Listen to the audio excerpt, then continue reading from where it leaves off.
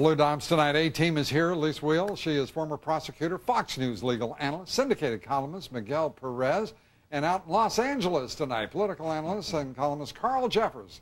Carl, let's start with you. What in the world is going on with Donald Trump in Vegas, not staying in Vegas, those F-bombs all over the media?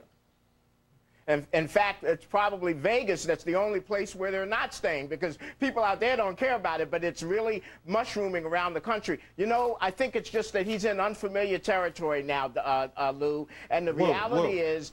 yeah, I said Lou. I heard you.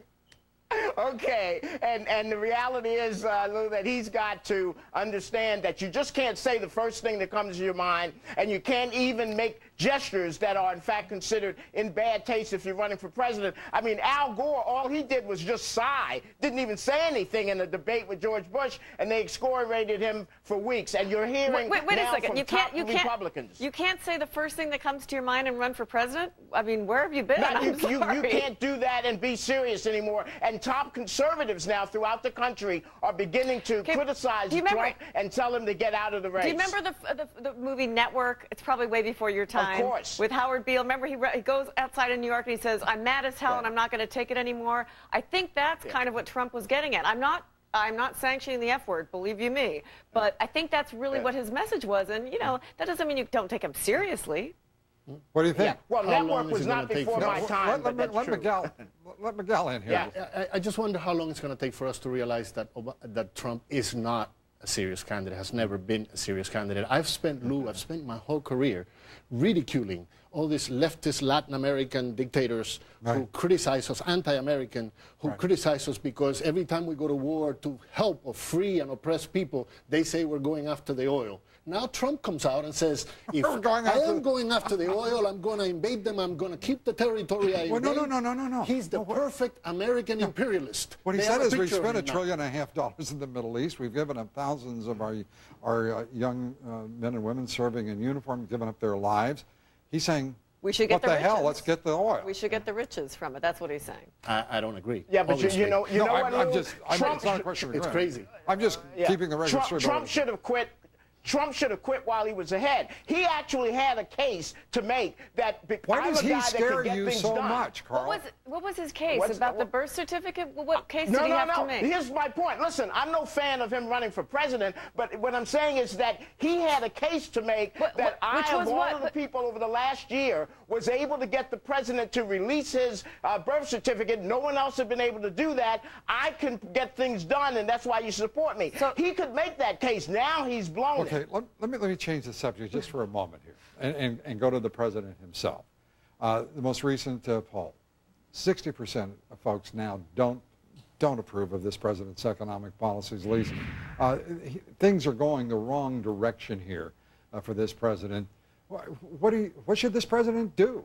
Well, first of all, you can't take a poll that's today and say he's not going to win a re-election. That just makes. I know you're not saying that, but people are saying that. I mean, how could he possibly win with this kind of low approval rating? It depends on how the economy is doing in 2012, what our gas is like, what our housing market is like. I mean, and that can change around in a minute. And we are very short memories. If things are good when the election rolls around, and when we have somebody like Trump that's running the F-bomb against someone like Obama with his long-form now birth certificate, that's a different story. I agree with everything you said, all the points you made, except you missed one. Okay. We don't know his opponent.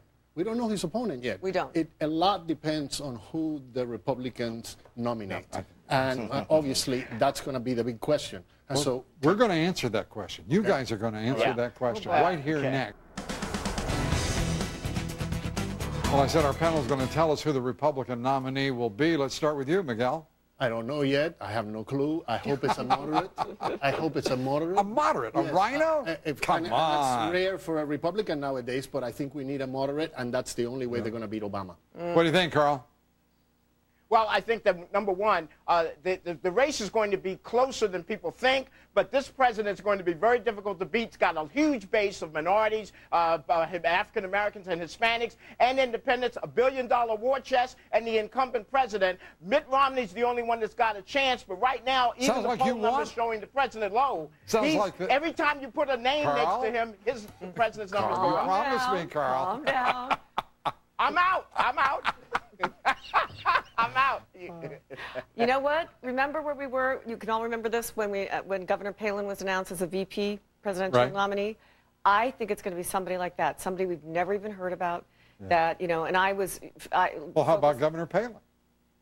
Well, now we've heard about it, so that wouldn't be the same. Oh, so it doesn't work. That doesn't work. No. My theory is going to be somebody that we have not heard about. We're going to remember where we were when we hear that name. Well, I'm going to remember where I am or will be when they actually get to the point of balancing the federal budget. Oh. What's going to happen when Congress returns next week on the debt ceiling? Will the Republicans, will Democrats actually hold the line on the debt ceiling? They have to raise a debt ceiling. Nobody's saying that they're not going to raise a debt ceiling. The question is going to be how many cuts have to be made before that compromise is made. It has to happen. Carl?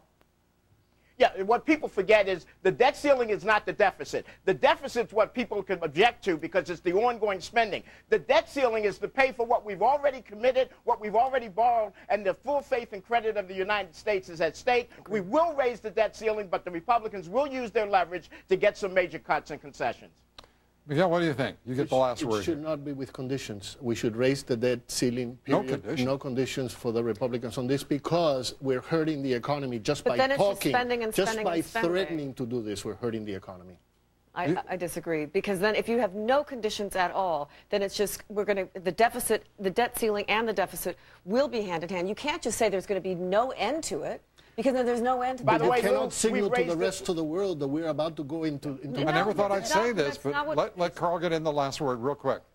We've raised the 15 debt seconds. ceiling 66 times since World War II. There's never been conditions before. The only reason I'm saying there will be is because Republicans have leverage now, because finally Americans are mad about that, too. Normally they don't Carl, care. thank you very much.